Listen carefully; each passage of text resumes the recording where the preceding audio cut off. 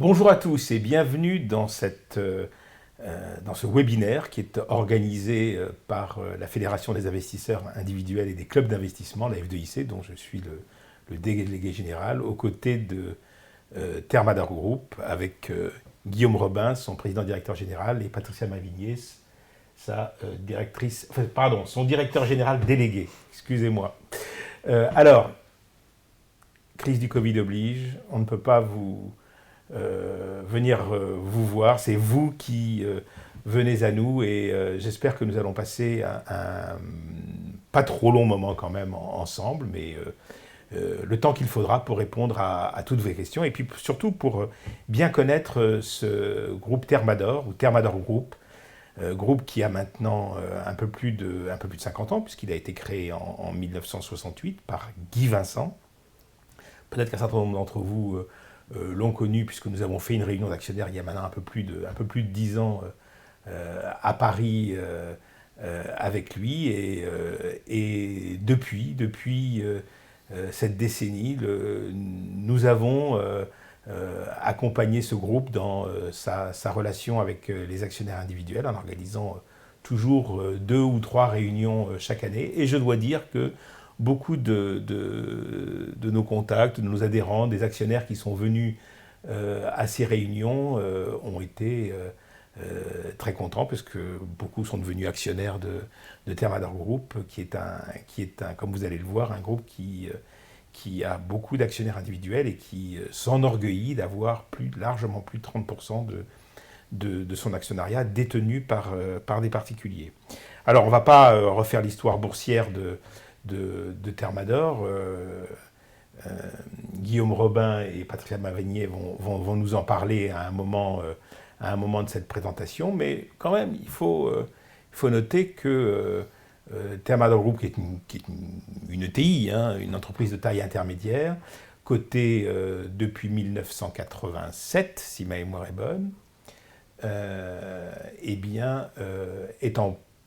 est dans le vert depuis le début d'année, près de 10%, ce qui quand même mérite d'être signalé dans un marché des grandes valeurs. On n'a pas regardé sur le CAC Mid and Small, qui est votre indice de référence, mais un marché qui est en baisse de près de 20% pour les grandes valeurs. Donc ça montre que d'abord les qualités intrinsèques de Thermador Group, mais aussi que le compartiment des valeurs moyennes, il faut le regarder. Il faut le regarder parce que vous savez que depuis maintenant quelques années, vous avez accès dans votre enveloppe du plan d'épargne logement à une enveloppe intéressante, qui est l'enveloppe du PEA-PME, et que depuis la réforme de l'année dernière, cette enveloppe a été largement agrandie, puisque maintenant vous pourriez mettre tout votre investissement en PEA, vous pouvez le mettre dans le PEA-PME. Donc, et il y a quand même beaucoup de sociétés françaises de grande qualité, beaucoup de sociétés pour les actionnaires du Rhône-Alpes et de la région lyonnaise qui sont avec nous ce soir. Il y a beaucoup de sociétés intéressantes car, j'ai oublié de le dire, Thermador Group est une entreprise iséroise, mais de l'approche de la banlieue de la banlieue lyonnaise. Là, on est vraiment près du département du Rhône, donc 30 km. Donc Saint-Quentin-Fallavier. Voilà, nous allons maintenant rentrer dans le vif du sujet avec la présentation que Guillaume Robin et Patricia Mavigné vont vous faire ce soir. Peut-être que les slides, les diapositives peuvent commencer à apparaître à l'écran pour que... Alors, distribution spécialisée, ça on peut déjà se donner avoir une petite idée de ce que c'est, mais distribution spécialisée, accessoires et matériel pour la circulation des fluides dans le bâtiment et l'industrie. Guillaume, de quoi parle-t-on exactement ? En fait, on parle d'accessoires, petit matériel ou gros maintenant, techniques. Ce sont des accessoires qui sont destinés, comme le nom l'indique, à la circulation des fluides. À l'origine de l'entreprise, des accessoires de chauffage, donc plutôt orientés bâtiment. Et puis, au fur et à mesure que l'entreprise a grandi, on a créé d'autres sociétés qui se sont tournés sur de la robinetterie industrielle. C'est pour ça qu'on dit accessoires pour la circulation des fluides dans le bâtiment et l'industrie. C'est très large, mais vous allez voir dans les différentes diapositives qu'on va vous faire passer, et notamment dans la prochaine et dans les métiers, que c'est une multitude de petites niches de produits techniques. Et je dirais que le groupe Thermador et ses filiales, puisque oui, vous avez 16 filiales. On a beaucoup de filiales, chacune spécialisée, apprécie tout particulièrement de travailler dans des niches techniques ou des niches de produits ou des niches de marché. Et c'est là où véritablement on a quelque chose à amener à nos clients. D'accord, vos clients qui sont des grossistes. C'est ça la grosse originalité, majoritairement des grossistes. La grosse originalité de notre modèle d'affaires, c'est que l'entreprise Thermador, bien qu'elle soit une société de distribution, s'adresse elle-même à des distributeurs. Donc vous êtes en fait entre les fabricants de matériel et les grossistes. Exactement. Et ça date de l'origine. C'était l'idée originale de Guy Vincent, de se positionner de cette façon-là.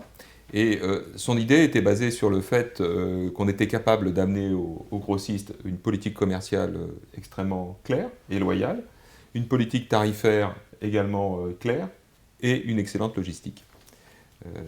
Et donc, depuis 1968, on s'adresse aux grossistes en leur proposant des gammes qui viennent de différents partenaires industriels qui sont situés aujourd'hui un peu partout dans le monde. Ça représente, comme vous le voyez sur cette diapositive, 600 usines, même un peu plus aujourd'hui. Et voilà, on arrive chez les grossistes avec des catalogues extrêmement complets. Alors je vais peut-être détailler finalement ce qui fait la différence ou ce qui peut intéresser les grossistes dans notre offre. Le fait qu'on soit différencié et intéressant pour nos clients grossistes, c'est le fait qu'on soit capable d'amener des gammes très larges. Vous imaginez quand vous ouvrez la porte ou que vous avez comme fournisseur Jetly, Sferaco ou Thermador, comme les grandes filiales du groupe Thermador, vous ouvrez la porte de 20, 25, 30 usines en un claquement de doigts, avec des conditions de livraison extrêmement rapides, des francos extrêmement bas. Donc ça, très facilité logistique importante. Alors, je suppose que ça veut dire que vous avez des stocks. Vous devez avoir un stock de produits extrêmement important. Effectivement, ça fait partie de nos forces.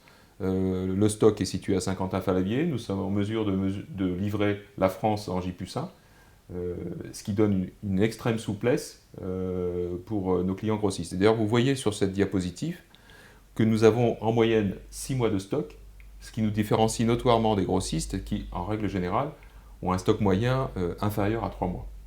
Et donc on est capable, au niveau des filiales du groupe, de stocker des produits à forte rotation, mais également des produits à faible rotation.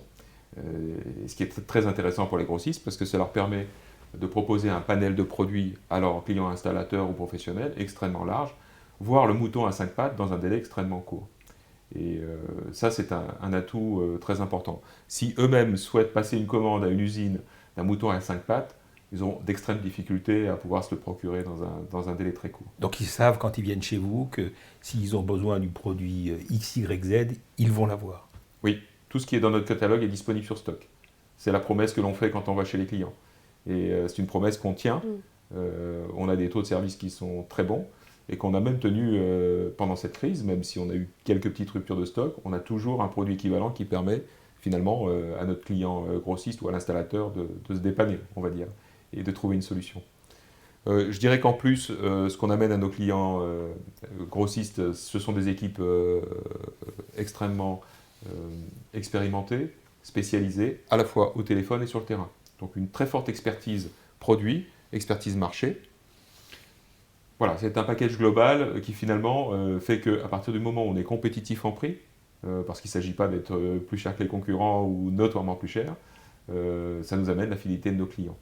Alors on pourrait peut-être voir là maintenant les différents métiers en fonction, vos métiers en fonction de vos différentes filiales, oui. Rapidement parce qu'il y en a quand même beaucoup, mais c'est intéressant quand même de passer à travers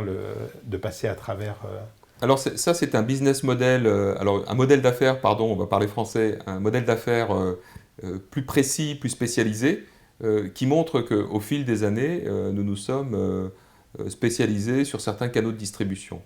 Et vous voyez à la gauche de cette diapositive, par exemple, 4 de nos enseignes commerciales ou sociétés commerciales qui se sont spécialisées et qui s'adressent aujourd'hui aux grandes surfaces de bricolage. Donc vous les connaissez, les grandes surfaces françaises. Et Castorama, Bricorama et tout. Oui, Leroy Merlin. Le Roi Merlin, le groupe Les Mousquetaires. Il y a énormément de grands clients en France qui sont nos clients et ça représente une part importante. Alors vous voyez que le schéma de distribution, c'est vente à ces grands clients qui vendent eux aux particuliers. Donc on va parler de B2B2C. Ensuite, on a une petite filiale qui s'appelle Isocel et qui vend des composants à des constructeurs. Donc c'est un marché qui à l'origine était orienté sur des constructeurs de chaudières. On leur vend des accessoires de chauffage. Et puis Isocel a diversifié sa clientèle et on est toujours sur des constructeurs. Donc c'est une petite activité du groupe mais qui continue à se développer depuis quelques années. Nous avons ensuite une filiale qui vend aux installateurs de piscines. Donc là, on est sur un marché très particulier, puisque ce marché de la piscine est principalement animé en direct sur les installateurs de piscine. C'est une société qu'on a créée en 2016 et qui s'est fortement développée. On sera amené à en reparler tout à l'heure, puisqu'elle a fait... Ça marche bien, hein, surtout avec le réchauffement climatique. Là. La piscine en France, on sent de la part des Français un certain engouement pour les piscines. Et le marché s'est développé et continuera sans doute à se développer en 2021. Avec le confinement, ça les a plutôt encouragés à... Oui, je pense. Et on peut dire qu'il y a un transfert de pouvoir d'achat des voyages vers la qualité du jardin ou le confort du jardin, dont la piscine fait partie. Et ensuite, on a un grand groupe de sociétés qui s'adressent à des grossistes en sanitaire chauffage, avec une multitude de spécialités, des pompes, des accessoires de chauffage, des accessoires pour l'eau chaude sanitaire, des tubes, de la ventilation. Donc vous voyez des produits qui sont tous très différents, animés par des filiales différentes et des équipes différentes. Oui, mais je vois que les grossistes, eux, ne vont pas forcément vendre directement aux particuliers, ils vendent à des artisans, à des installateurs. Pourquoi vous ne vendez pas vous-même directement aux artisans ou aux installateurs ? Alors déjà, c'est dans notre politique commerciale. Donc c'est vrai que dans le commerce, si vous avez une bonne loyauté vis-à-vis de vos principaux clients, ça peut vous servir à long terme. Et on ne cherche pas à court-circuiter. À court-circuiter les gens qui nous ont permis de démarrer en 68 et qui aujourd'hui font notre chiffre d'affaires. Oui, mais aujourd'hui, avec Internet, on a l'impression que quand même tous les canaux traditionnels de distribution sont un peu bousculés, bouleversés, et qu'il y a de nouveaux moyens d'atteindre le client final, non ? C'est vrai, mais ça reste, en termes de logistique et de flux, des métiers différents. Nous adressons à environ 3000 points de vente en France au travers de nos clients grossistes. Si on fait la somme de tous les installateurs, qu'ils soient plombiers, chauffagistes ou voire électriciens, c'est des dizaines de milliers. Oui. Et c'est un autre métier. Et ce n'est pas notre métier. Et vous voyez d'ailleurs, pour ceux qui ont une bonne vue, mais vous pouvez ensuite revoir ces diapositives, elles seront disponibles sur notre site internet, que parmi ces grossistes sanitaires chauffage, certains ont évolué dans des modèles e-commerce, et livrent eux-mêmes sur des petits colis, des petits artisans. Donc ils sont maintenant, ces clients-là, dans une évolution multicanale. Et nous les accompagnons dans cette évolution-là. Oui, et en leur apportant la sécurité d'avoir le produit à J+1. Voilà, on leur apporte la logistique, la sécurité du produit, la qualité du produit, et éventuellement le service après-vente, ce qui dans ces métiers-là est très apprécié. Quand un installateur professionnel pose un produit et est rappelé par son client particulier quelques années après pour assurer l'entretien, il est très content de trouver chez nous, par exemple, des pièces détachées de pompes. Et ça, c'est quelque chose qui est un argument très fort aujourd'hui, parce qu'on a passé l'époque où on jetait quand ça ne marchait plus. Ouais. Et puis, un dernier grand pan d'activité en France et à l'international, c'est l'activité autour de la robinetterie industrielle, raccord, robinetterie industrielle, manuel et motorisé. Nous avons 5 sociétés qui s'adressent à ce grand marché français, européen et un petit peu en Afrique de la robinetterie industrielle, qui est une part maintenant très significative des activités du groupe Thermador. Alors, voilà pour aller très vite sur la diversité de nos métiers. On a vu la diversité des métiers et des produits que vous distribuez. Maintenant, c'est destiné à quel marché ? Alors, pour éclaircir un petit peu la lanterne de nos Enfin, on investisseurs. imagine le bâtiment, la construction, Voilà. mais je présume que c'est quand même plus subtil que ça. Oui, alors on a fait des grands paquets pour vous illustrer les marchés sur lesquels on intervient. Et donc vous voyez dans un premier temps le bâtiment. Fort heureusement, dans ce grand univers du bâtiment, nous vendons des produits essentiellement pour la maintenance et la rénovation. C'est à peu près 80% des produits qu'on vend dans le bâtiment, c'est pour la maintenance et la rénovation. Il y a certains produits qui sont destinés au neuf, mais ça reste une part minoritaire. Donc ça représente 20%. Donc vous n'êtes pas trop sensible aux fluctuations des mises en chantier, des permis de construire, des choses comme ça. On y est sensible, mais à hauteur de 9% de notre chiffre consolidé. Ça se voit particulièrement sur les filiales qui sont les plus sensibles, mais comme le groupe est assez diversifié, nous pouvons passer des cycles baissiers dans le logement neuf sans trop de casse, on va dire. Mais on verra tout à l'heure sur certaines filiales quand même que ça a un impact significatif pour les filiales qui vendent des produits destinés au logement neuf. Ensuite, on a un grand marché qui est la pompe domestique. Donc ces pompes domestiques, vous allez les retrouver dans les jardins. Des pompes d'arrosage, des pompes de piscine, des pompes de relevage d'eau usée, destinées à des applications domestiques. Ces pompes sont vendues par des canaux qui sont des canaux professionnels ou des canaux grand public au travers de 3 sociétés. Et c'est une part très importante de notre activité, puisque vous voyez sur cette diapositive que ça représente quasiment 20% de notre activité totale. Ensuite, une activité gros outillage qui nous a été amenée par l'acquisition de Mecafer en 2015. Mecafer qui est un grand spécialiste du compresseur d'air vendu en grande surface de bricolage, mais qui fait aussi des postes de soudage des groupes électrogènes. Donc on appelle ça du gros outillage destiné aux gros bricoleurs. Nous avons aussi décliné cette offre professionnelle au travers de la société sectorielle, puisque nous vendons chez Sectoriel des compresseurs d'air destinés aux professionnels. Donc 11% de l'activité sur ce gros outillage. Et au final, l'industrie, donc la robinetterie industrielle et tous les accessoires qui vont autour de ça, les raccords et d'autres spécialités techniques qui représentent 26% de l'activité.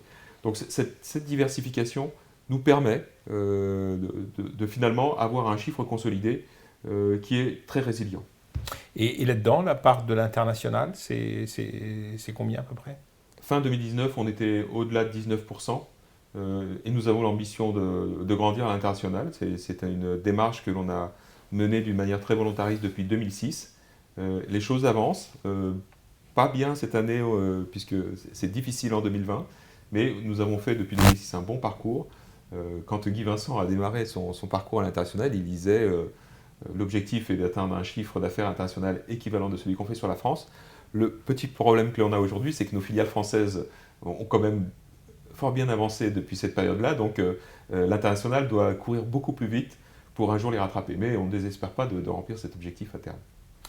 Alors pour rester sur l'international, Patricia, parmi vos multiples casquettes, il y a une importante qui est la gestion des ressources humaines, entre autres, et sur l'international, mais même plus généralement sur la gestion du groupe, la crise du Covid, ou de la Covid, je ne sais jamais comment il faut dire, quel impact ça a eu sur la restriction, enfin, quel impact la restriction des déplacements a eu sur les activités commerciales et en particulier à l'international? À l'international, finalement, on a eu un blocage au niveau des frontières, donc il y a eu arrêt des visites clients. On s'est rendu compte qu'on est sur des produits techniques, donc forcément cette visite client, cette présentation des avantages concurrentiels et techniques des produits était nécessaire. Donc il y a une remise en cause finalement d'un modèle qui avait déjà commencé il y a 2 ans. On avait recruté un Hongrois qui est parti détaché en Hongrie, et on a mené l'expérience de voir comment d'avoir un commercial sur place, que ça pouvait apporter comme avantage. Et c'est la Covid, la crise de la Covid va nous permettre d'accélérer, et on va effectivement avoir de plus en plus de commerciaux localisés dans les pays pour avoir une proximité géographique. D'accord. Mais en revanche, pour les activités purement françaises, là, tout le monde est basé à Saint-Quentin-Fallavier. À Saint-Quentin-Fallavier ou ailleurs, selon la localisation en fait, de nos filiales, puisqu'on n'est pas que situé à Saint-Quentin-Fallavier. D'accord. Okay. Bon, on a fait quand même un rapide tour d'horizon pour voir comment fonctionne le groupe, ses marchés, ses produits et sa stratégie. Alors, comment faites-vous pour la déployer dans le contexte et dans l'environnement que nous connaissons aujourd'hui? Alors pour la première fois en 2019, nous avons écrit à la page 10 de notre rapport annuel. Rapport annuel qu'on appelle maintenant document attendez, DEU. DEU, D'enregistrement universel. Voilà, j'avais un trou, j'avais Voilà. un blanc. Alors, on fait preuve de pédagogie aussi dans ce webinaire parce que vous allez entendre parler de l'URD, donc ça c'est la version anglaise du DEU, mais la version française c'est bien le document d'enregistrement universel. Et donc, mais ça vient de l'Europe tout ça, non? oui, Oui, c'est voilà, c'est tout à une fait. normalisation européenne. Et donc, quand vous allez recevoir vos rapports annuels, que ce soit de Thermador Group ou d'autres sociétés cotées, vous allez voir apparaître document d'enregistrement universel. C'est pour ça que j'ai fait un petit clin d'œil. Donc, dans la page 10 de notre DEU, nous avons pris le soin cette année de résumer notre stratégie. Donc, pour ceux qui sont intéressés, je vous invite à aller le consulter sur notre site internet, thermador-group.fr. Et alors, les choses sont relativement simples. Nous n'aimons pas donner ce qu'on appelle des objectifs ou des guidance, comme disent les investisseurs institutionnels. Nous préférons avoir des perspectives très long terme. Et dans ce document, nous disons que quand on regarde les 10 dernières années du groupe Thermador, nous disons simplement si nous pouvons faire une croissance équivalente sur les 10 prochaines années, on verra bien comment ça se profile d'année en année, nous sommes finalement très heureux. Et pour atteindre ces croissances-là, on peut utiliser plusieurs leviers.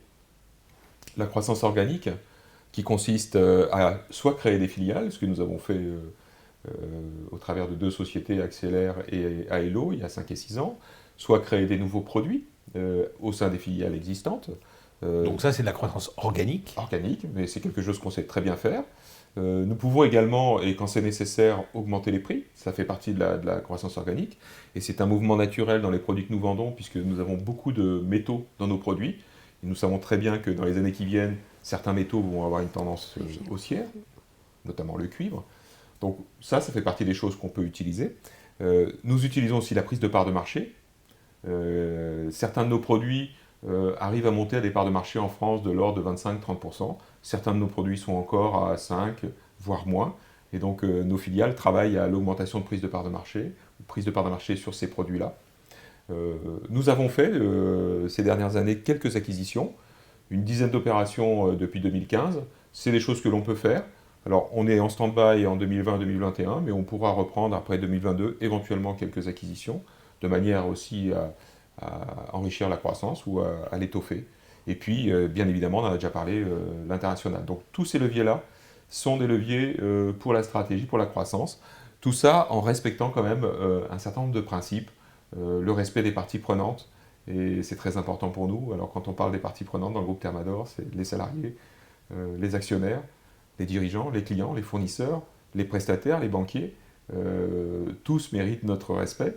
Et nous essayons quand même de bien équilibrer l'ensemble. Nous avons aussi la volonté de ne pas être trop endettés. C'est quelque chose qui est marqué dans le marbre dans le groupe Thermador. Aujourd'hui, nous avons un petit peu de dette, mais nous ne comptons pas augmenter cette dette indéfiniment. Ce n'est pas quelque chose qui nous anime. Voilà en quelques mots ce qui nous anime et ce qui va guider nos stratégies avec une orientation toute particulière sur notre personnel, parce que véritablement, notre personnel, c'est lui qui fait marcher la boutique tous les jours. Et, oui, c'est ce que et j'allais ils dire. ont été particulièrement actifs pendant cette période. Oui, c'est ce que j'allais dire, parce que la croissance, c'est vrai que quand on a un bon modèle d'affaires, de l'argent, ça s'organise, mais ça repose aussi sur des effectifs. Et là, vous avez, si je regarde la diapo qui apparaît à l'écran, 223 exactement salariés en 2009, 670 en 2020. Je remarque d'ailleurs qu'en 2020, vous avez continué à augmenter vos effectifs. Peut-être que vous pourrez nous en dire un mot, Patricia, mais comment ça s'organise? Un triplement des effectifs en 20 ans, en 10 ans, ça fait plus Vous-même, ça fait plus de 20 ans que vous êtes dans le groupe Thermador. Vous êtes Tout à fait. directeur général délégué depuis 5 ans maintenant. Donc vous avez beaucoup piloté cette augmentation du nombre de personnes qui travaillent pour le groupe. L'augmentation de l'effectif, c'est quand même beaucoup lié à la croissance externe, puisqu'on a eu, quand on regarde, à partir de 2015, on a eu 10 sociétés en fait, qui nous ont rejointes. Donc concrètement, effectivement, ça, tout ce qui est partie ressources humaines, il y a quand même une grande partie qui est gérée directement dans les filiales, avec l'animation, les managers de proximité. Donc toute cette croissance, elle a été accompagnée à la fois par Thermador Group, puisqu'on intervient sur tout ce qui est conseil social et juridique, mais aussi dans les filiales qui ont animé les équipes. On a fait un baromètre de la qualité de vie au travail en 2017, on va en refaire un en 2020-2021. On a travaillé sur le bien-être au travail. On parle à un moment donné, on parlait de croissance. Le partage du bénéfice, ça fait aussi partie de tout ça. Et l'autre point qui est important, c'est qu'en 2020, on a continué de recruter. Donc effectivement, il y a eu la crise de la Covid, mais on a continué de recruter pour que nos équipes en fait, puissent accompagner notre croissance. Puisqu'on parle de l'international, on parle aussi, à un moment donné, on a parlé du web, toutes des nouvelles compétences qu'on doit rechercher et des jeunes qu'on essaye aussi d'attirer chez Thermador Group. D'accord. On pourrait peut-être parler un peu de l'organisation, parce que 670 personnes, on a vu que vous aviez un nombre important de filiales. D'ailleurs, c'est pas un peu beaucoup, 16 filiales? Alors, Patricia l'a dit, ce sont les filiales qui pilotent la grande majorité de ces salariés, puisque Thermador Group, qui est la holding qui détient les filiales, oui, c'est pas beaucoup de monde. Non. 11 personnes. 11 personnes. Aujourd'hui, 11 personnes. Voilà, 11 personnes à la holding, et tout le personnel se trouve dans les filiales. Et alors, pourquoi autant de filiales? C'est vrai que c'est une question qui nous revient souvent, et là, vous voyez sur cette organisation un comité exécutif constitué de 18 dirigeants, avec énormément de filiales, et à chaque fois un mandataire social par filiale, parce que nous souhaitons avoir des entreprises ultra spécialisées, expertes dans leur canal de distribution, dans leurs produits, de manière à amener le service aux clients, voire aux fabricants, parce que nos fournisseurs attendent qu'on soit des experts de leurs produits. Et c'est très important pour être performant dans les niches de produits que nous vendons, d'avoir quand même des gammes relativement limitées. Vous pouvez imaginer, le groupe Thermador, c'est quasiment 100 000 articles aujourd'hui en stock. Donc chaque filiale a plusieurs milliers d'articles à vendre. Et pour être un connaisseur de tous ces articles-là, ça demande beaucoup de travail, d'ancienneté. Et c'est pour ça absolument qu'on veut concentrer nos équipes. Donc des équipes petites, spécialisées et motivées sur le résultat de leur propre filiale. C'est également très important. C'est-à-dire que la motivation, la partie variable des salaires des salariés des filiales dépend en grande partie des résultats de leur propre filiale. Donc ça crée quand même une émulation naturelle dans nos filiales, et je pense que c'est un phénomène qui est extrêmement vertueux. Donc on n'a pas du tout envie, comme pourraient le penser certains, de regrouper les équipes de direction pour faire des plus grosses sociétés et augmenter les profits à court terme, parce qu'on a la conviction que si on mène ce genre d'opération, dans 3 ou 4 ans, on va se retrouver avec des pertes de parts de marché et de la perte de chiffre d'affaires. Et ensuite, pour remonter la pente, ça deviendra extrêmement compliqué. Et cette flexibilité de petites structures en période de crise, c'est là où finalement on a revu en fait le bénéfice de ces multistructures, avec des patrons de filiales qui ont été proches de leurs équipes pendant la période du confinement et après. Donc on a pu revoir les aspects positifs de cette organisation décentralisée. Et on aurait pu dire que c'était une multitude de filiales, donc un peu difficile à organiser, à manager, et au final, ça a été un bon partage d'informations. C'est le contraire, puisque chacun pouvait témoigner des difficultés qu'il rencontrait, et cet échange au sein du comité de direction a permis une solidarité, et voilà, les difficultés se sont échangées, les bonnes idées se sont échangées. Donc ça nous a permis, en période de crise, de voir que notre décentralisation, finalement, était une force. Oui. Alors, quels moyens mettez-vous à leur disposition? Alors, il y a des moyens différents. Parce que je crois que vous avez un parc Ouais. immobilier extrêmement important. Tout à fait, oui. C'est vous-même qui vous en occupez beaucoup plus Concrètement, concrètement. voilà. Ouais. Ouais, concrètement. La gestion des chantiers Parce de qu'en fait, le marché. Thermador Group, c'est ici à Saint-Quentin-Fallavier un espace immobilier assez impressionnant, je dois dire. On a visité, en préparant cette réunion, Guillaume, vous m'avez fait visiter quelques magasins, quelques dépôts. C'est peut-être pas Amazon, mais quand même, c'est impressionnant. L'objectif de Thermador Group, même si on est 11 personnes, c'est de donner en fait à nos filiales les moyens d'évoluer, de faire croître leur activité. Donc on leur fournit un bâtiment qui correspond exactement à ce dont ils ont besoin. Ça peut être, on peut étendre les surfaces comme réduire les surfaces, et on réfléchit avec la filiale qui va prendre possession d'un nouveau bâtiment, comment elle voit son activité maintenant et comment elle la voit dans 10 ans. Donc on réfléchit à quelque chose qui soit le plus adaptable possible. Et le fait d'être propriétaire nous permet en fait d'aider, d'accompagner également, puisqu'on a, à force de construire des bâtiments, on a développé une expérience dans ce domaine. On sait ce qui marche, on sait ce qui ne marche pas, et on peut aussi accompagner. Mais Guillaume parlait tout à l'heure de près de 100 000 articles référencés. Là, je vois sur la diapositive que c'est 89 000. Ça représente... Alors, je me suis permis d'ajouter les dernières filiales qui sont venues nous rejoindre. Ah, okay. J'ai un coup d'avance sur fin 2020. D'accord. Ça représente quelle valeur de stock? À peu près 123 millions de valeur de stock. C'est significatif, tout à fait. Mais c'est ce qui fait notre force, puisqu'on est capable, on va livrer la France en J+1, donc il faut qu'on ait le stock pour pouvoir assurer cette qualité de service. Mais aussi, c'est quand il y a eu des soubresauts ou dans les approvisionnements, si on prend le début de l'année, en Chine, à un moment donné, on a eu en fait un ralentissement des approvisionnements. Après, ça a été l'Europe. Le fait d'avoir un stock conséquent, ça nous a permis aussi d'amortir ces chocs-là. Et on a cette valeur de stock est importante. D'accord.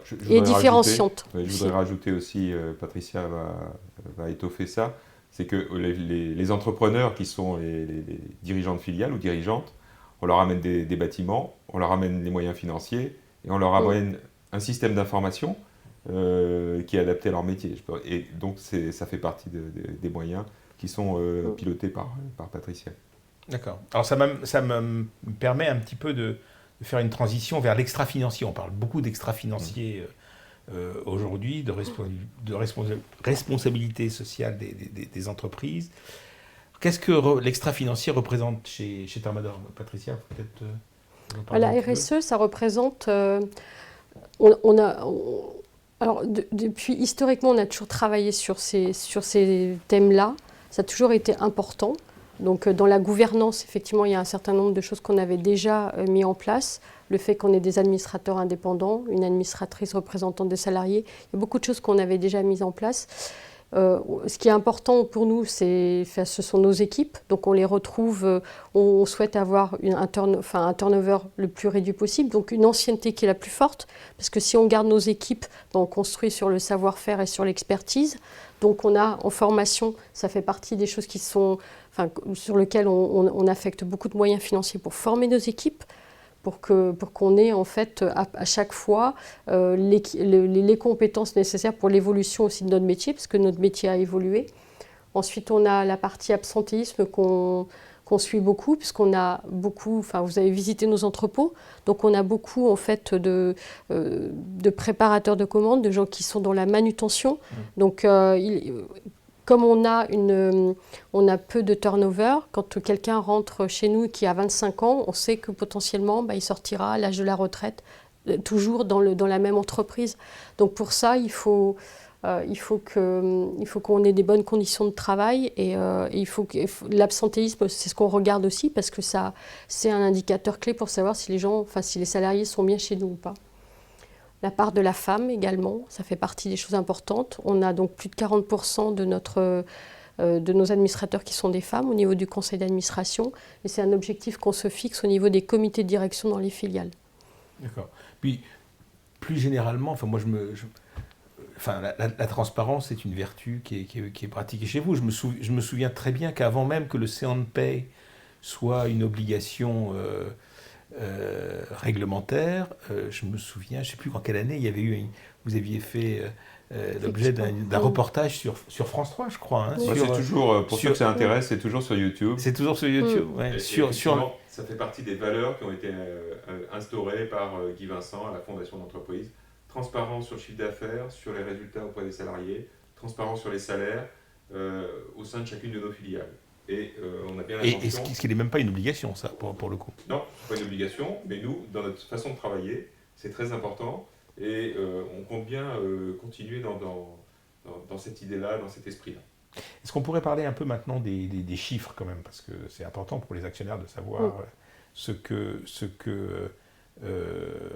représente Thermador Group. Et puis, 2019, c'est un passé très lointain. Et puis, il y a eu des événements marquants depuis. Nous faire un petit point aussi sur les premiers mois de l'année. Donc en termes de chiffre d'affaires, on est sur un chiffre d'affaires à plus de 368 millions. La tendance à fin septembre 2020, nous avons rattrapé les mauvais mois, on va dire, liés au confinement et à la crise de la Covid. Donc on est à plus 0,8% à fin septembre.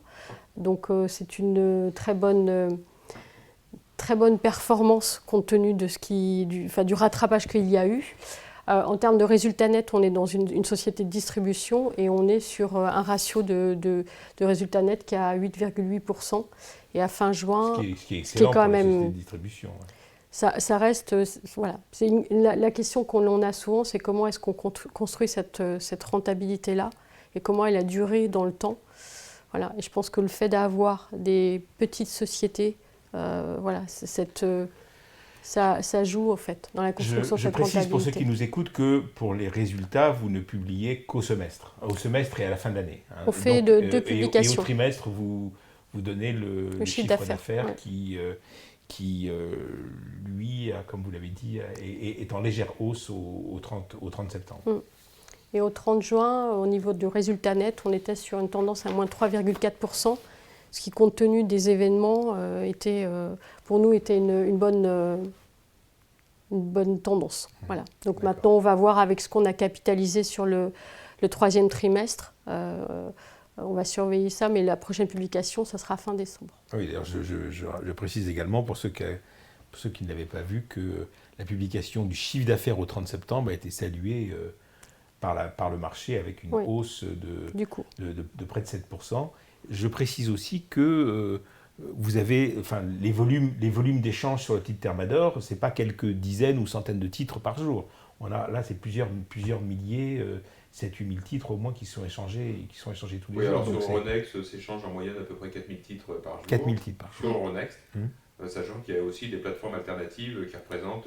qui vous suivent aussi, parce qu'en général, ils suivent plutôt Air Liquide et L'Oréal, qui vous suivent également. C'est une fausse idée, ça représente 40% de nos flux aujourd'hui environ, donc il y a un volume qui est quand même très significatif. Les derniers calculs faits montrent que nous avons échangé sur les 12 derniers mois environ 18% de notre capital. D'accord. Voilà, donc il y a quand même de la place pour les actionnaires individuels, pour entrer, éventuellement sortir, donc c'est plus confortable. Ça fait partie de nos forces. D'accord. Et votre structure financière ? Donc, au niveau de la structure financière, on a donc un endettement qui est de l'ordre de... on l'a réactualisé à fin septembre, on est sur un montant à 45 millions. Cet endettement, ça correspond à plusieurs prêts et ça a été contracté au moment où il y a eu des acquisitions à financer. D'accord. Donc, on est sur du taux fixe, 5 ans, voilà. Et ensuite, si on rapporte notre endettement qui est de 45,3 millions, mais là c'était les chiffres à fin décembre, les 41,7 millions, si on compare ça à nos capitaux propres, on a un taux d'endettement, un taux d'endettement qui est très faible. Qui est très faible. Mais ce qu'on n'avait pas en fait à partir, avant les acquisitions, c'est quelque chose que nous. Oui, c'est relativement nouveau. C'est un peu nouveau, tout à fait. Ouais. Alors c'est comme le disait Guillaume, ce n'est pas, c'est pas quelque chose qu'on veut perpétuer ou voir grossir. c'est contrôlé. D'accord. Et votre trésorerie? On est sur une trésorerie positive à 27 millions à fin septembre. Donc on a reconstitué notre trésorerie. Oui, qui avait dû qui avait probablement être un très, peu très impacté. dégradé au Voilà. deuxième trimestre. Tout à fait. On le voit sur la prochaine diapositive. En fait, voilà. Donc à fin de décembre 2019, on était sur une trésorerie à 32 millions. On a eu une distribution de dividendes parce qu'on a distribué des dividendes au titre de l'année 2019. Et ensuite, on a reconstitué le cash après avoir une petite baisse. On a eu une petite baisse fin juin. Alors je vous remercie beaucoup Patricia parce que vous avez parlé de dividendes. Donc qui dit dividendes dit action, qui dit action dit bourse. Peut-être Guillaume que vous pourriez, ou Patricia d'ailleurs, comme vous voulez, nous commenter le parcours boursier. Alors on ne l'a pas mis depuis 1987 parce que ça serait presque de la flagornerie. On s'est limité à... On est sur 2003. Alors, Ouais, ce que je c'est voulais montrer 2003. au travers de ce graphique sur une très longue période, c'est notre capacité à résister aux crises. Parce que vous voyez que sur cette très longue période, on a traversé des époques chaotiques. Il y a eu la crise financière et puis les crises plus récentes. Et, les crises plus récentes, alors il y a la crise financière. Oublions la Covid parce qu'on en a abondamment parlé. Il y a eu les gilets jaunes, il y a eu les grèves de la fin 2019. Mais vous voyez sur les dernières années que pour Thermador Group, mais pour les valeurs moyennes d'une manière générale, ça a secoué beaucoup le cours de bourse. Mais quand on regarde en filigrane la tendance globale sur une longue période, on arrive quand même sur quelque chose d'assez régulier. Et surtout, ce qui est très remarquable dans le groupe Thermador, c'est que nous versons un dividende tous les ans, que nous n'avons jamais baissé depuis que nous sommes introduits en bourse en 87. Et même cette année, comme nous avons estimé que l'année 2019 était excellente, qu'elle nous permettait de verser le dividende attendu par nos actionnaires individuels, nous l'avons fait en disant rendez-vous fin 2020 pour décider de ce qu'on fera au titre de l'année 2020 versé en 2021. Donc voilà. C'est un message, et vous voyez que le rendement est tout à fait convenable, et surtout extrêmement régulier, ce qui nous vaut la fidélité d'un certain nombre d'actionnaires individuels. Et ce qui vous permet de largement, on va le voir là dans la prochaine diapo, largement surperformer tous les indices auxquels vous pourriez prétendre. Voilà, ça c'est le deuxième clin d'œil de la soirée par rapport aux grandes valeurs. Là on est par rapport au début de l'année 2003, donc sur une très longue période. Et nous voyons que le groupe Thermador en performance en cours de bourse a comparé au CAC 40, plus 60% au CAC 40, et nous sommes à plus de 500% sur le groupe Thermador, sachant qu'on se compare plus au CAC Mid and Small, qui est quand même sur des performances inférieures. Donc on a quand même assuré sur de très longues périodes de très belles performances qui sont sur des longues périodes le reflet de la performance économique. À court terme, c'est bien souvent déconnecté, dissocié. À long terme, ça a plus de vérité. Alors, qui dit bourse dit actionnaire. Est-ce qu'on pourrait parler un petit peu de la structure de votre capital? Parce que, bon, l'entreprise a été fondée il y a maintenant près de 60 ans par Guy Vincent. Je présume qu'il n'était pas tout seul. Ces gens-là, ensuite, ont monétisé finalement leur engagement entrepreneurial en introduisant la société en bourse en 87. Oui, est-ce qu'ils sont toujours au capital? Oui, alors malheureusement, parmi les 5 fondateurs, un fondateur est décédé, donc certains de ses enfants sont toujours au capital, ce qui nous fait un immense plaisir, mais les autres sont toujours actionnaires d'une manière très significative. Vous le verrez dans le rapport annuel, on détaille les actions détenues par les fondateurs. Et ce que je voulais dire, c'est que dès le début de l'entreprise, Guy Vincent et les 4 autres fondateurs s'étaient partagé le capital en 5, 20% chacun. Et puis très rapidement, ils ont fait rentrer des salariés en disant tiens, il faudrait prendre un petit peu des titres de telle filiale, de titres de telle filiale. Avant l'introduction en bourse. Donc c'était dans l'esprit de Guy Vincent d'associer les salariés au capital. Cet esprit perdure. Encore aujourd'hui, c'est très important.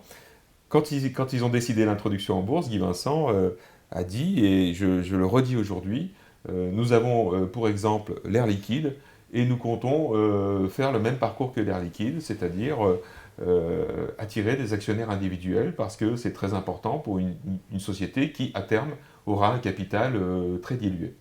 Et donc, dès l'introduction en bourse, Guy Vincent s'est tourné vers les actionnaires individuels. Et quand j'ai repris le flambeau il y a une dizaine d'années, j'ai repris ce flambeau-là et nous continuons à communiquer vers eux. Et nous sommes très fiers d'afficher ce 34% d'actionnaires individuels, ce qui, dans les sociétés de notre taille, est extrêmement rare. Et en fait, c'est le résultat d'un travail qui a été mené depuis 1987. Et donc, les performances régulières, le dividende, la transparence, le bouche à oreille, et tout ce que l'on fait pour les actionnaires individuels. On en parlera un peu juste après, mais ça suppose aussi un effort de long terme qui est très important. C'est pas un effort, c'est un plaisir, mais c'est un travail qu'il faut assumer. Un effort financier, on va dire. Oui, parce qu'il faut quand même dialoguer, mais on va en parler un petit peu après. Je voudrais juste que vous nous disiez un peu, vous parliez des institutionnels, et en particulier de ce fonds allemand, TGV, c'est pas banal, il a quand même quoi, entre 15 et 20% du capital? Non, 9%. 9%. Ouais, il a 9%. Un peu plus de 9%. Et ça fait 11 ans qu'il est à notre capital. Voilà. Et M. Reintrop, on le distingue parce que c'est le premier actionnaire du groupe aujourd'hui. Donc, M. Reintrop est un entrepreneur allemand qui a monté au départ un family office, mais qui s'est élargi à plusieurs familles allemandes. Donc, aujourd'hui, il gère un montant important. Et sa spécialité, c'est d'investir dans les mid-cap. Il nous a découvert sur le salon Odo il y a plus de 10 ans, comme le disait Patricia. Et depuis, il est présent à notre capital, fidèle, proche de nous. Quand il n'est pas d'accord, il nous le dit. Je peux comprendre. C'est un actionnaire tout à fait aimable. Sa participation vaut près de 50 millions d'euros quand même. Exactement. Donc on peut estimer qu'il a le droit à la parole. Mais il n'est pas qu'actionnaire, il est aussi source de conseils et on a souvent avec lui des échanges. Il dit clairement sa position, nous disons la nôtre et il nous arrive de nous rapprocher quand même, le plus souvent d'ailleurs puisqu'il est encore là et nous sommes très heureux d'avoir ce genre d'actionnaire de référence à notre capital. C'est une grande fierté. Alors plus généralement, comment dialoguez-vous avec vos actionnaires et en particulier les actionnaires individuels ? Alors, avec les actionnaires individuels, nous faisons énormément de choses. Le rapport annuel est distribué à tous à partir d'une action détenue. Alors, nous le savons. Mais distribué numériquement ou physiquement ? Vous envoyez le rapport annuel par la poste ? On fait les deux. C'est le choix. C'est le choix. On laisse le choix en fait à l'actionnaire. D'accord. Parce qu'effectivement, on a vu une tendance sur les 4-5 dernières années avec des actionnaires qui préféraient avoir du numérique. Donc, mais le papier reste quand même, est quand même important. On choisit vraiment. Il y a toute une démarche créatrice qui est derrière. Oui, je voilà. Tout à fait. Donc c'est vrai que l'actionnaire qui nous appelle en disant j'ai reçu le format numérique, je veux le papier, on met le rapport annuel dans une enveloppe sans aucun problème. On essaie de diminuer la quantité de papier, mais avant tout, on considère que c'est le document annuel qu'un actionnaire est en droit de demander. Bon, c'est du papier recyclé, tout de même s'il est joli. Nous faisons 4 lettres aux actionnaires, là aussi distribuées à tout le monde. Alors comment on fait pour le faire à tout le monde ? Nous demandons aux banques, au travers d'un processus qui s'appelle le TPI, la liste de tout... Titre au porteur identifiable. Voilà. Titre au porteur identifiable. Donc on demande aux banques de nous fournir la liste de tous nos actionnaires, y compris aux porteurs, à partir d'une action détenue. C'est pour ça que nous les connaissons bien, et ça, on demande ça tous les ans. Et donc vous en avez combien en tout ? On a 6300 individuels, 6500 en tout, et on les connaît nominativement au mois de novembre, et c'est pour ça qu'on les informe aussi bien, je dirais. Ensuite, notre Assemblée Générale les accueille bien volontiers dans notre belle ville de Lyon, et nous faisons dans la foulée, quelques jours après, une réunion parisienne où nous refaisons l'AG sans les résolutions pour répondre aux questions et profiter d'une coupe de champagne très, très cordiale. Des réunions ou webinaires avec la F2IC par an. Malheureusement, cette année, le physique a été impossible, donc on l'a remplacé par ce webinaire. Oui, je dirais aussi pour l'Assemblée Générale, parce que il faut noter que vous avez organisé votre Assemblée Générale en ligne, avec la capacité pour les actionnaires de poser, enfin, pas de poser les questions en direct, mais de poser, poser les questions en direct, mais pas, je veux dire, pas des questions orales, des questions en chat. Ouais, en chat. Oui, d'accord. Oui. On avait pris les votes en amont, donc vote électronique et vote papier, et on a fait l'AG en format numérique avec un taux de participation très élevé quand même. Et il y a beaucoup de grandes sociétés du CAC qui ne peuvent pas en dire autant. Alors, celle qui vous sert de modèle, c'est pas le cas. Elle a fait ce qu'il fallait.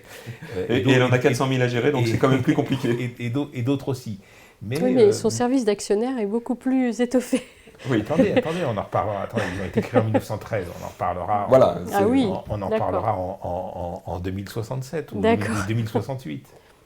Voilà, Cyril, est-ce que tu peux nous remettre la diapo, voilà, parce qu'il y avait d'autres choses importantes. Voilà, l'accès direct à la direction, et c'est vrai que les actionnaires qui nous questionnent, nous leur répondons sur la boîte mail actionnaire@thermador-groupe.fr. Patricia ou moi, nous prenons la peine quand même de répondre à toutes les questions. Nous participons au salon actionnariat, vous savez que cette année il n'aura pas lieu, mais depuis la création du salon, nous n'avons toujours pas participé à ce salon, de manière à rencontrer physiquement nos actionnaires à Paris. Et la dernière chose, c'est que nous avons l'originalité d'avoir admis depuis 4 ans une administratrice indépendante, actionnaire individuelle, qui est là pour porter la parole des actionnaires individuels. Voilà en quelques mots. Guillaume, Patricia, on va peut-être accélérer un petit peu parce que Oui. ça fait près de 50 minutes que nous parlons.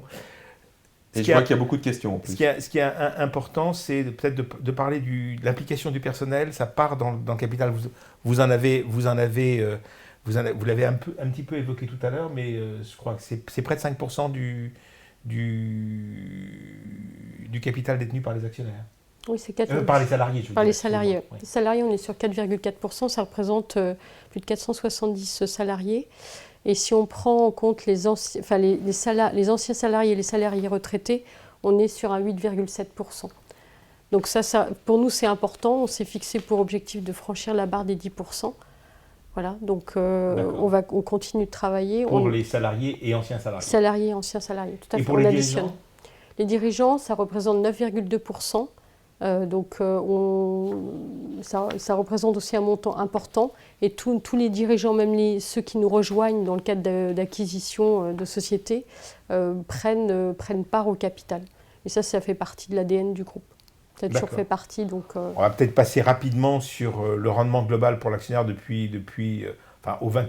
au XXIe siècle, la diapositive suivante. Alors ça, c'est dividendes compris, c'est le fonds, Voilà. C'est le fonds commun de placement d'entreprise. Voilà, c'est le fonds qu'on a créé pour les salariés en 2001 et qui réinvestit les dividendes Thermador dans un fonds qui ne détient que des actions Thermador, hein, avec un tout petit peu de cash, mais ça doit être 97% de titres et 3% de cash. Voilà.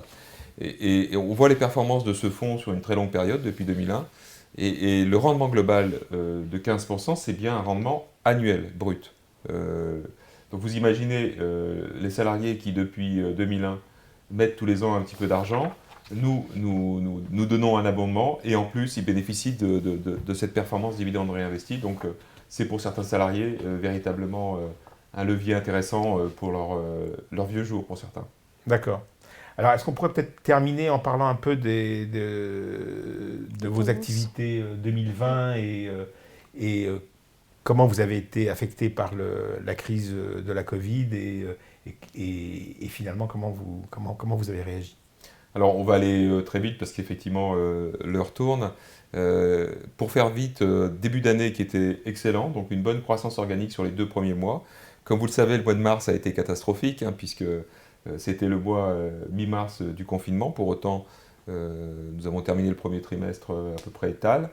Et puis, au mois de juin, dès le déconfinement, des croissances de chiffre d'affaires, et notamment dans les activités grand public. Oui, on le voit d'ailleurs dans la slide suivante, hein, où il y a ces parts... Extrêmement fortes, et ce sont des croissances qui ont perduré pendant 4 mois, c'est-à-dire juin, juillet, août, septembre, sur les autres activités grand public, mais également des croissances importantes sur les 3 mois d'été, sur les activités pro. Ce qui nous ont permis, vous voyez, de faire un 3e trimestre. Alors là, vous avez une perspective sur 5 ans de la croissance organique trimestrielle dans le groupe Thermador. Et vous voyez que ça a été très très chaotique en 2020, puisque un premier trimestre étal, une catastrophe sur le 2e trimestre, et puis une très forte croissance sur le 3e avec un effet rattrapage important. Vous n'avez pas encore d'estimation pour le 4e? Non, cela étant, on est extrêmement prudent, puisque cet effet rattrapage manifestement va se tarir au bout d'un moment. Et puis, nous avions l'année dernière une croissance organique de 13% au 4e trimestre. Donc, on dit communément dans le groupe Thermador que là, on attaque la montagne avec un référentiel très haut l'année dernière. Donc, prudence pour le 4e trimestre. Et quelles sont les activités qui ont le mieux résisté et celles qui ont le plus souffert? Alors, celles qui ont le mieux résisté, c'est les activités grand public, autour du confort de la maison, confort du jardin. Ouais, piscine, jardin, ce que vous disiez tout à l'heure. Voilà. Mais également confort de la maison, robinetterie sanitaire dans les maisons. Ça a bien fonctionné. Outillage aussi pour les gros bricoleurs. La piscine, ça a bien fonctionné. Là, c'est au travers d'une activité pro. Quand on parle de pompe d'arrosage, c'est aussi au travers du canal professionnel chez Jetly, ça a très bien fonctionné. Et puis, nous avons eu une bonne activité chez Thermador autour des énergies renouvelables, pompe à chaleur, système solaire, chaudière bois. Tous les accessoires autour de ces énergies-là se portent bien. Là où nous souffrons plus, c'est dans le domaine de l'industrie. En cumulé depuis le début de l'année, les résultats sont plutôt négatifs. Et à l'international, comme Patricia l'a expliqué tout à l'heure, avec des problématiques pour voir nos clients. Voilà, schématiquement, en quelques mots, voilà ce qui s'est passé, mais c'est vrai que pour plus de détails, vous pourrez vous rendre sur notre site internet et télécharger la lettre numéro 99 qui explique en détail ce qui s'est passé au troisième trimestre et là où nous en sommes aujourd'hui. Et Patricia, alors quelles sont un peu les tendances chez les clients et puis l'impact que tout ça a eu sur votre trésorerie, les encours Donc chez nos clients, on est présent à la fois sur la GSB, donc on voit c'est Brico-Brief qui est un des syndicats professionnels. On voit effectivement mars-avril une chute assez brutale et puis un rattrapage sur les très fort. Après, on a sur l'autre canal qui est plutôt le canal professionnel où là on arrive à moins 7,3%. Donc on peut quand même considérer que nos filiales qui sont dans ce domaine-là ont performé un peu mieux que le marché. Donc il y a eu quelques parts de marché, enfin de prise de part de marché. Ensuite, sur notre trésorerie, on a été très vigilants sur le suivi des créances clients. Parce qu'effectivement, quand il y a eu l'arrêt au mois de mars, on a beaucoup de clients qui ont essayé de reporter des échéances. Donc on a été très vigilants sur ce suivi-là pour éviter et la reconstitution de notre trésorerie, puisqu'à fin septembre, on est sur un montant à 27 millions. D'accord. On va peut-être finir par, avant de passer aux questions, sur les perspectives. Le groupe Thermador, vous avez commencé un peu à dire que vous étiez prudent pour les mois qui viennent, mais côté tout ce qui est mise en chantier, logement, vous avez un peu un horizon relativement, sinon dégagé, du moins lisible. Alors, on a la chance d'avoir de bonnes statistiques en France, des statistiques qui sont significatives. Vous voyez ici les dépôts de permis de construire et les mises en chantier de logements neufs. Donc vous voyez que cette courbe, qui est une courbe depuis 2011, subit des cycles. Et là, nous sommes nettement, et depuis le début du confinement, sur un cycle baissier assez fort. Et pour l'instant, sans perspective de ralentissement de cycle. Donc quand même un point de vigilance sur ce marché-là, qui représente, comme je l'ai dit tout à l'heure, 9% de l'activité consolidée. Après, sur la diapositive suivante, on souligne quand même que la baisse du PIB ne joue pas en notre faveur sur le domaine industriel, puisque moins 9 en France, plus 6 l'année prochaine, et ça c'est les prévisions de l'INSEE, ça fait quand même à l'arrivée sur 2 ans un moins 3, ce qui est quand même très significatif. Pour autant, certains des produits que nous vendons dans le groupe, et je les ai cités tout à l'heure, et qui ont eu du succès en 2020, vont, de notre point de vue, continuer à avoir du succès en 2021. Dans quelle mesure ces produits-là vont arriver à compenser ce qu'on va perdre par ailleurs, ça c'est une grande inconnue, mais nous allons vraiment y travailler, comme nous allons travailler dans les mois qui viennent à l'intégration des sociétés que nous avons récemment acquises, et ça fait partie des grandes missions du groupe Thermador dans les mois qui viennent. Voilà, en quelques mots pour les perspectives. Très bien, écoutez, merci beaucoup à tous les deux. Désolé d'avoir été si long, mais c'est vrai que le sujet est intéressant et passionnant. Vous êtes vous-même passionné par le métier que vous menez, et c'est tant mieux d'ailleurs. Alors, on a eu pas mal de questions, et une des premières questions que nous avons reçues, et c'est par celle-là que je vais commencer, c'est l'impact du confinement et de la Covid sur vos clients, mais ça vous avez en partie déjà répondu à la question. Et puis, est-ce que vous avez reçu des aides publiques dans le cadre dans le cadre des réponses que l'État est tenté de porter à la crise. Alors on va être très bref, très clair là-dessus. Nous n'avons pas fait appel à un PGE, nous n'en avons pas besoin. Nous n'avons pas reporté les échéances fiscales et les charges. Nous avons bénéficié d'une manière extrêmement mesurée du chômage partiel dans le groupe Thermador, puisque ça représentait dans la période mi-mars jusqu'à fin juin 12% des heures travaillées, donc, et un montant de 485 000 euros. Donc voilà, on a bénéficié de cette aide-là et nous avons été raisonnables dans l'utilisation de ces fonds publics. Je précise quand même que le groupe Thermador a toujours payé l'intégralité de ses impôts en France, qu'il n'y a pas de holding à l'étranger, que sur ce sujet, nous sommes quand même très exemplaires. D'accord.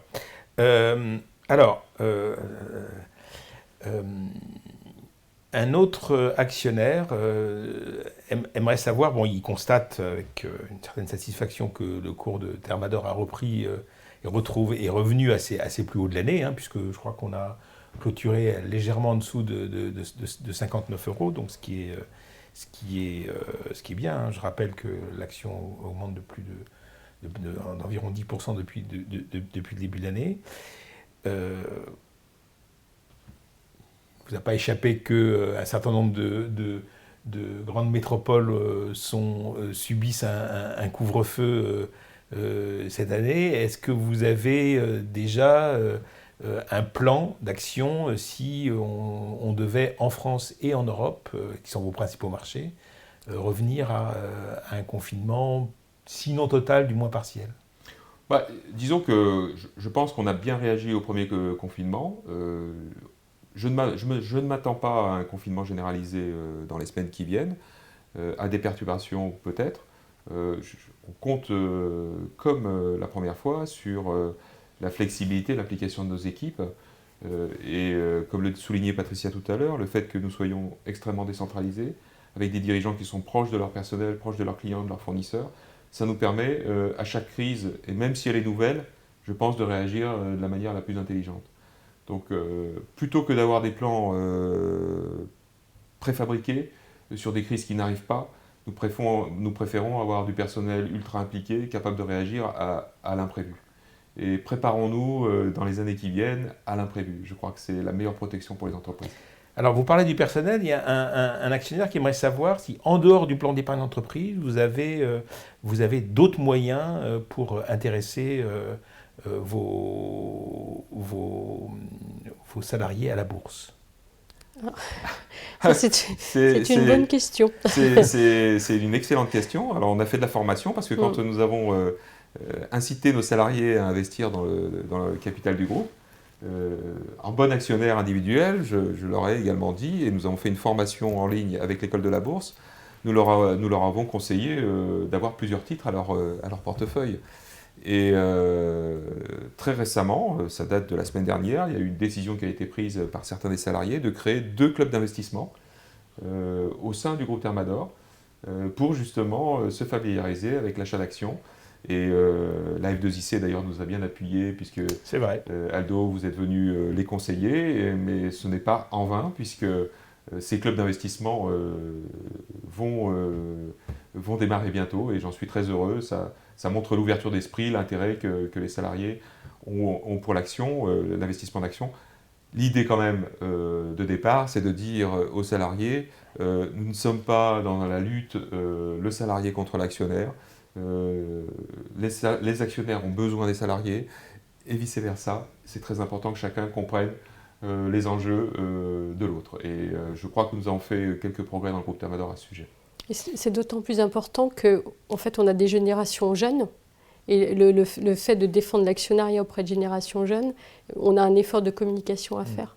Donc ça, c'est une première chose. Et la deuxième chose, c'est que comme on a en fait beaucoup de sociétés nouvelles qui nous ont rejointes, il a fallu qu'on fasse un effort plus important sur la communication.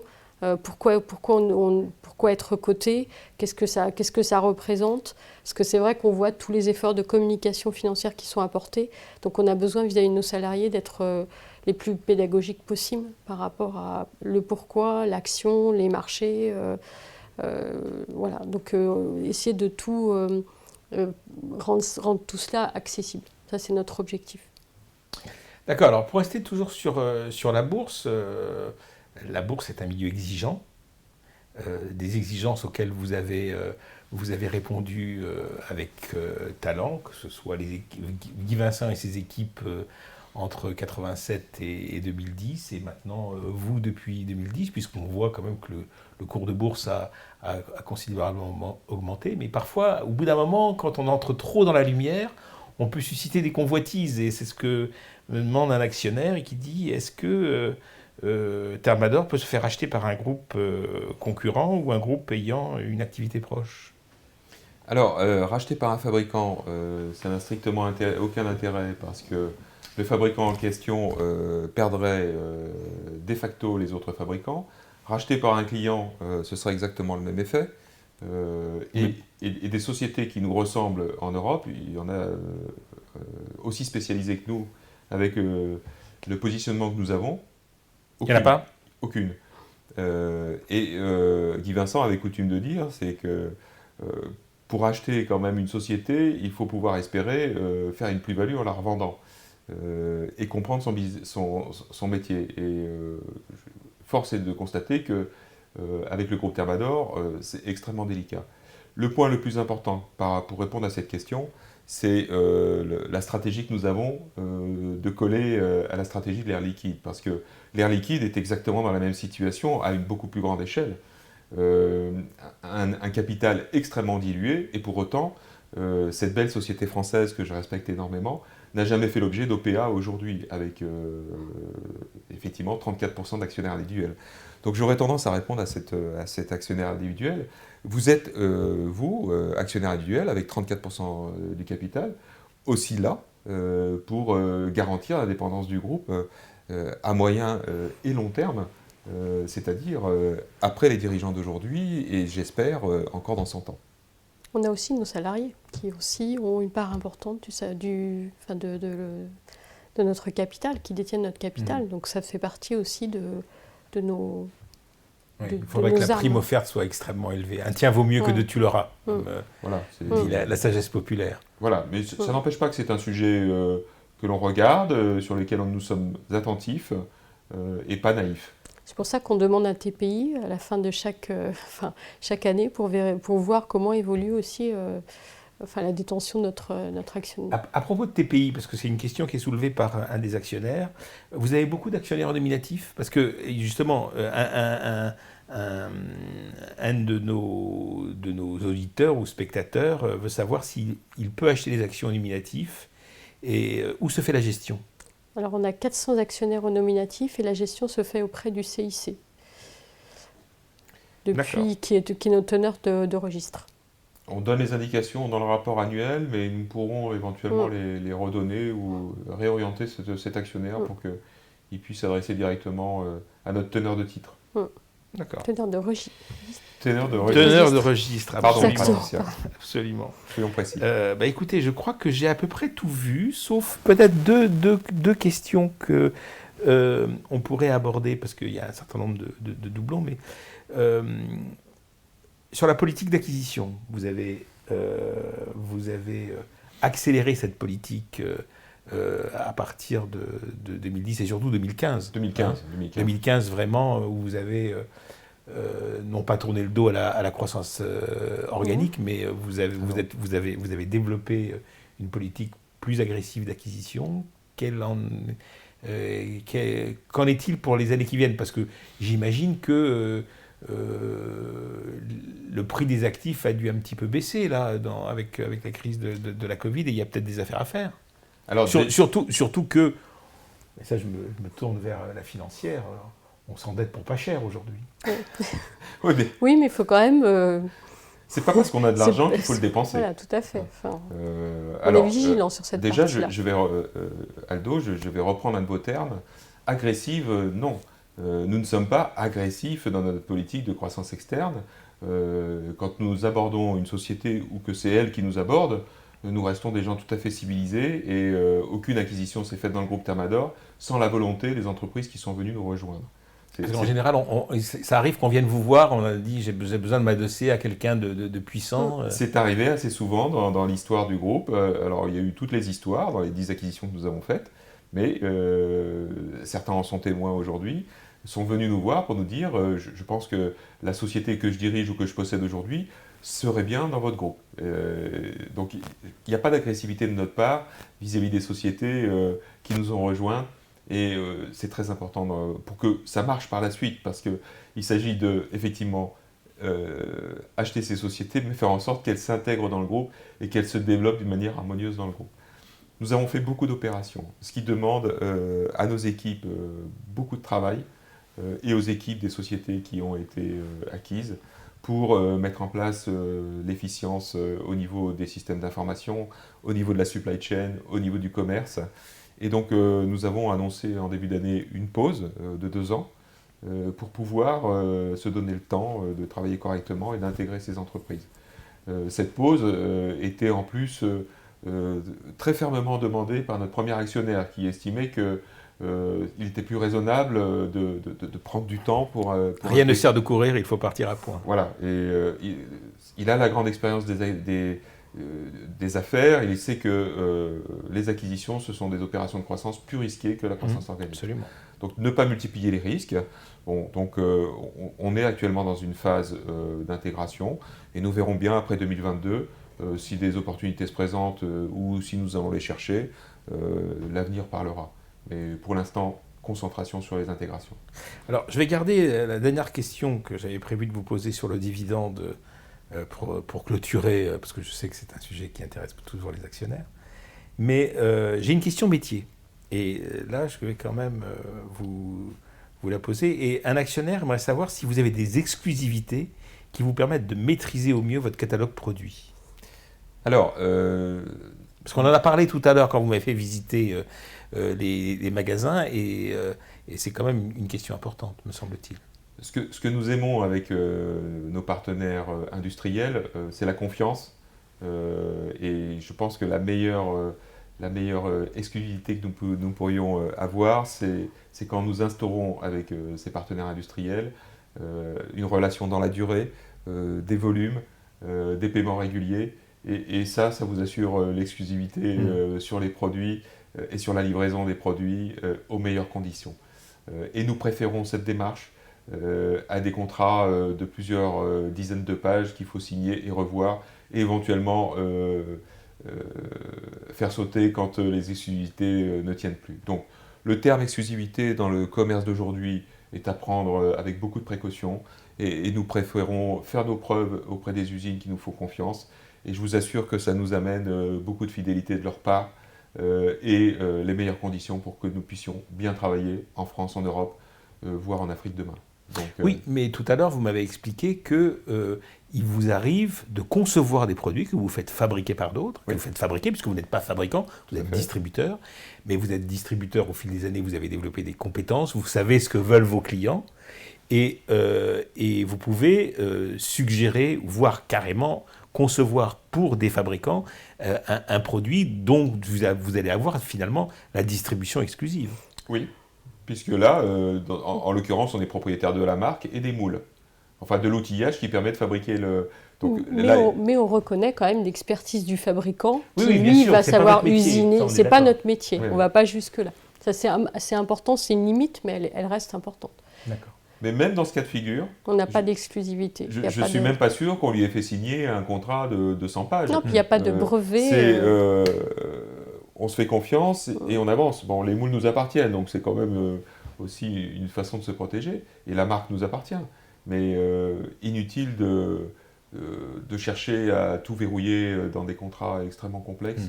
Il faut assurer les volumes derrière pour le fabricant. C'est ça qui est important quand on parle de régularité. On a de la régularité, on donne de la visibilité. On a commencé en fait en Asie à peu près 1994-1998, et il y a des partenaires qu'on a depuis ce moment-là. Donc on travaille dans la longévité, dans la fidélité, et ce qui permet à un fabricant, quand on a un partenariat, de finalement se dire je peux investir dans mon outil industriel parce que je sais que c'est un client qui va rester fidèle, qui ne va pas faire du du rentrer-sortir.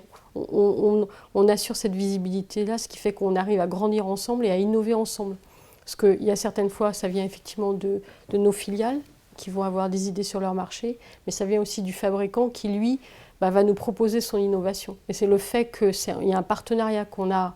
On a des fabricants, ça fait 35 ans, 40 ans. Ouais, depuis quasiment la fin des années 60. Voilà. On peut prendre un autre exemple avec la Calefi, qui est notre premier fournisseur aujourd'hui, ou la société DAB. Ces sociétés italiennes, qui sont les premiers fournisseurs du groupe aujourd'hui, ont fait des produits spécifiques à la demande du groupe Thermador, que nous sommes les seuls à distribuer en France, mais nous n'avons même pas besoin de leur dire pour que ça soit intégré pour eux. Dans certains cas, ces produits peuvent être dupliqués à l'étranger, et s'ils peuvent en bénéficier, très bien pour eux. Dans certains cas, ce n'est pas le cas, c'est des produits franco-français. Mais je dirais que le partenariat avec un industriel, il faut que ça soit comme ça, et il faut que ça perdure. Très bien. Dernière question. Vous nous avez montré une très belle diapo sur l'évolution du dividende depuis 2001, mais en précisant que depuis depuis l'introduction en bourse du groupe en 87, le dividende n'avait jamais baissé. Alors on ne peut pas prévoir l'avenir, mais est-ce qu'on peut espérer que ça restera la politique du groupe Thermador ? En tout cas, ça reste notre volonté. C'est vraiment une volonté affichée de notre part. Dans l'histoire du groupe, le taux de distribution a varié en fonction des époques. Et l'année dernière, le taux de distribution dans notre histoire était plutôt bas, à environ 50%, un peu plus. Il est monté jusqu'à 75% dans certaines époques. Bon, et donc, ça montre aussi notre ferme volonté d'accompagner nos actionnaires, et particulièrement les actionnaires individuels, avec ce dividende dans la mesure où on a les résultats qui correspondent. Nous n'allons pas nous lancer dans les dettes pour payer des dividendes. On n'ira pas dans ce genre de logique. En revanche, je tiens à signaler que, comme l'a dit Patricia tout à l'heure, le résultat net était en baisse de 3,4% à la fin du premier semestre. Nous avons fait un bon troisième trimestre. Nous n'avons pas parlé de notre résultat au troisième trimestre, mais il n'y a pas de raison qu'il y ait dégradation. Donc nous allons attendre cette fin d'année, et quand nous aurons notre résultat opérationnel et notre résultat net, nous allons en discuter au niveau du conseil d'administration avec des indépendants autour de la table, dont certains qui représentent des actionnaires individuels, et ensuite faire une proposition à l'Assemblée générale. Vous avez déjà la date de l'Assemblée générale 2021 ? Le 6 avril 2021. 6 avril 2021. Bah, écoutez, et on espère qu'on la tiendra en physique. En physique. Oui. Alors, le 6 avril 2021, à l'Hôtel Dieu, dans cette belle ville de Lyon. Donc vous êtes bien évidemment physiquement invité à venir participer à cet AG et à visiter Lyon, qui est une belle ville pour ceux qui sont éloignés. Mais nous avons l'ambition de la faire mixte, c'est-à-dire à la fois physique et digitale, de manière à ce que nos actionnaires éloignés puissent non pas voter en ligne, parce que c'est techniquement extrêmement complexe, mais au moins poser des questions et participer. On les incite à voter en ligne, mais avant, exactement. Sur la plateforme Vote Access, à laquelle vous avez adhéré depuis cette année ou l'année dernière ? Non, ça fait. C'est la quatrième année. Comme le temps passe. Comme le temps passe. Voilà. Écoutez, on va s'arrêter là-dessus parce que le temps a beaucoup passé. Ça nous fait quand même 1h20 de présentation et de questions-réponses. Et je vous quitte tous en vous remerciant pour votre participation et votre patience et votre intérêt. Et puis en vous transmettant à vous, Patricia et Guillaume, les félicitations d'un actionnaire, à toutes les équipes pour la qualité des résultats au 30 septembre 2020, pour la qualité de la communication financière et du dialogue avec les actionnaires individuels. Voilà, tout est doux. Nous vous remercions pour votre fidélité et le fait que vous nous ayez suivis pendant 1h20, c'était un petit peu long, mais c'est vrai que nous avions beaucoup de choses à dire. Merci. Et puis rendez-vous est pris pour le 6 avril 2021. Bonne soirée. Bonne soirée à tous.